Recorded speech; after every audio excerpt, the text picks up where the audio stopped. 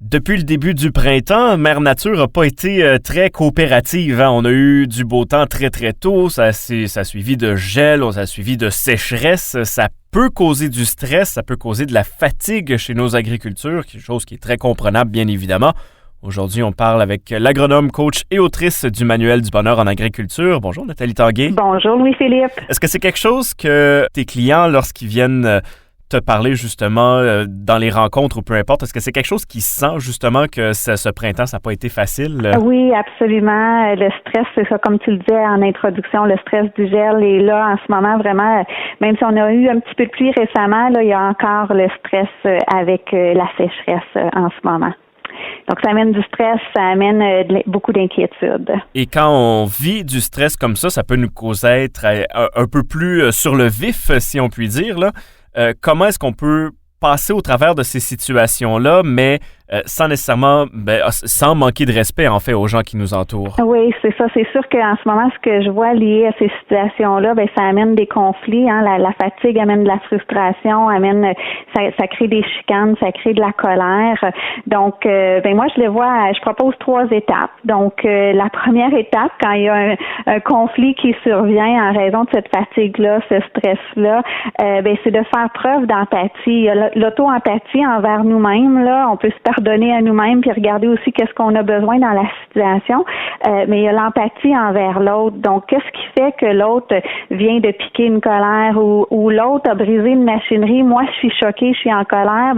Lui, comment il se sent dans la situation? Donc, de prendre conscience que l'autre personne vit aussi des difficultés, a aussi droit à ses émotions et peut avoir besoin aussi d'aide là, pour surmonter la situation. Ça, c'est ma première étape. Ma deuxième étape, c'est de se ramener dans l'instant présent. Parfois, dans des situations difficiles comme ça, on se retrouve soit dans la rancune ou dans la rumination. Donc, on est pris un peu dans le passé. Une erreur qui a été faite, ça nous a mis en colère. Ou ce qui est arrivé comme erreur nous inquiète pour notre récolte future. Donc, on est pris dans l'inquiétude face aux résultats du futur. Donc, on a besoin de se ramener dans l'instant présent, de lâcher prise. Puis les étapes pour ça, en fait, c'est les 3 éléments pour ça, c'est de se poser la question, est-ce que je suis dans le non-jugement, le non-attachement et la non-résistance? Donc, dans la situation, est-ce que je suis en train de juger l'autre personne? Est-ce que je la juge incompétente? Je donne juste des exemples. Là. Est-ce que je suis dans l'attachement par rapport à des façons de faire? Je veux absolument qu'on fasse à ma façon. Donc, je suis pris dans cet attachement-là. Est-ce que je résiste aux façons de faire de l'autre? Ou est-ce que je m'attache aux résultats? Est-ce que en quoi je résiste aussi dans cette situation-là? Donc, en se faisant ce petit auto-diagnostic-là, ça nous permet de dire, OK, voici ce sur quoi je dois lâcher prise. Puis ensuite, la 3e étape, c'est d'apprendre de la situation. Et apprendre de la situation, j'aime l'illustrer avec une métaphore que j'aime beaucoup utiliser dans le domaine agricole. C'est si j'ai un tracteur puis je reste pris dans la boue, dans la boîte comme moi j'ai été habituée à dire. Là, si mon tracteur est pris dans la boue, qu'est-ce que je vais faire? Je vais débarquer, je vais vérifier comment je peux faire je vais observer comment je peux faire pour me déprendre. Puis je vais aller chercher de l'aide, je vais me déprendre. Puis une fois dépris, quand je vais repasser proche de l'endroit où je suis restée pris, je vais être vigilant, je vais faire attention pour éviter de me reprendre à nouveau ou peut-être que je vais mettre du gravier, je vais faire quelque chose pour éviter que ça arrive. Donc, apprendre d'une situation qui est difficile, soit où est-ce que je suis tombée dans le conflit, je suis devenue en colère, intolérant, impatient, c'est de prendre le temps de m'observer. Donc, l'auto-observation, l'auto-réflexion et l'auto-correction. Donc, je vais prendre le temps de m'observer, comme quand je débarque de mon tracteur pour observer qu'est-ce qui est en train de comment je peux me déprendre. Je vais réfléchir aux solutions. Donc, je vais réfléchir à, OK, je m'observe, OK, je suis en colère, qu'est-ce qui m'a mis en colère? Je vais réfléchir à comment je peux m'améliorer une prochaine fois et je vais m'auto-corriger. Donc, une prochaine fois, je vais mettre ce que j'ai pris conscience, je vais le mettre en application pour éviter que ça réarrive. Donc, peut-être que si j'ai tendance à me mettre en colère facilement, je vais m'assurer de prendre le temps de prendre quelques bonnes respirations avant de parler avec la personne.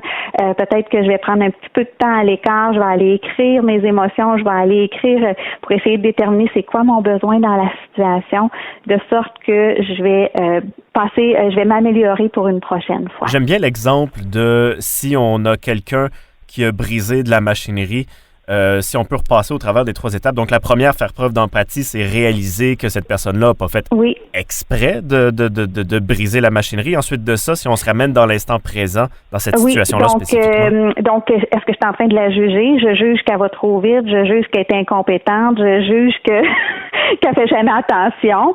Est-ce que je suis attachée au résultat, c'est-à-dire que je suis attachée que rapidement, je voudrais que tout soit fait, que tout mon arrosage soit fait. Donc, je suis attachée à mon résultat, alors que là, je dois lâcher prise. C'est ça qui est ça, la machinerie, elle est brisée. Ce qu'on doit faire en ce moment, c'est la réparer. Est-ce que je résiste? À quoi je pourrais résister par rapport à un bris de machinerie? Il n'y a pas quelque chose qui me vient spécifiquement par rapport à ça. Est-ce que toi, il y a quelque chose qui te vient? Si on avait, par exemple, laissé la personne, on était réticent peut-être à la laisser utiliser la machinerie parce qu'on est habitué que ce soit nous. Là, on l'a finalement laissé. Puis là, évidemment, il l'a brisé. Est-ce que ça pourrait être de la résistance dans ce Oui. Puis là, je pourrais vouloir résister à lui laisser prendre la machinerie une autre fois. Et par rapport à apprendre la situation, ben c'est ça. Si je me suis mis en colère, ben qu'est-ce qui fait que je suis en colère? Quel est mon besoin dans ces situations-là? Ben j'ai besoin d'apprendre à rester calme, même si les bris ça arrive. Puis il y en arrive souvent, puis il en arrivera toujours. Il va continuer à en arriver. Est-ce que j'ai le goût de cesser de me mettre en colère comme ça? Donc, je réfléchis parce que je souhaite préserver mes relations avec les gens autour de moi. Et donc, comment j'aimerais me corriger pour une prochaine fois? Qu'est-ce que j'aimerais mettre en pratique une prochaine fois? Et au final, comme toujours, la leçon, en fait, c'est d'être patient, prendre le temps d'écouter les gens qui nous entourent parce que c'est la communication qui évite les problèmes. Oui, exactement. Puis tout ça, au bout de la ligne, pour être nous en harmonie à l'intérieur de nous, donc vivre un peu plus de sérénité et de créer l'harmonie autour de nous. Prendre le temps de prendre le temps, comme on dit. Merci beaucoup, Nathalie Tanguay. Merci à toi. Et on vous rappelle, pour entendre les derniers moments où Nathalie était sur nos ondes, ça se trouve sur le radio-acton.com dans l'onglet Bye Bye Boulot. On revient dans quelques instants au FM 103.7.